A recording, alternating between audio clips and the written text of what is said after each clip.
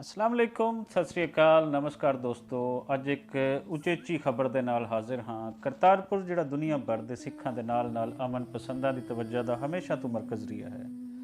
नवंबर 2019 ਦੇ ਵਿੱਚ करतारपुर लांघा खुलिया तो दुनिया भर ਦੇ ਵਿੱਚ दुमा पै गईयां, लेकिन उस तो बाद वैरी करोना आ गया और इस करके पिछले साल मार्च ਦੇ ਵਿੱਚ ये राहदारी बंद हो गई। इस राहदारी के पिछे ਜਿਹੜੇ लोग चाहते सन कि दोबारा तो खुले, उन्होंने अपनी स्ट्रगल नहीं छड़ी। इंडियन सरकार ने इस ते जिद मली, लेकिन आखिरकार दुनिया भर के सिखां और खासकर इंडियन पंजाब के सिख वीरां दी स्ट्रगल दे नाल ये लांघा दोबारा तो खोलण का ऐलान कर दिता गया है। पिछले दिनों ही नवजोत सिंह सिद्धू होरां करतारपुर के नेड़े आके एक तकरीर की, ਉਹਦੇ ਨਾਲ होर सिख जथेबंदियां ਜਿਹੜੀਆਂ ਸਨ ਉਹਨਾਂ ने भी इस गल की अपील की कि करतारपुर लांघा दोबारा तो खोलिया जाए। पिछले 2-3 दिन तो इसका हवाला मिल रहा सी कि मे भी करतारपुर लांघा इस महीने के अखीर दे विच खोला जा चुका हो, लेकिन ये बड़ी ही साढ़े वास्ते एक उचभागी खबर है, एक वड्डी खबर है कि इंडियन सरकार ने अज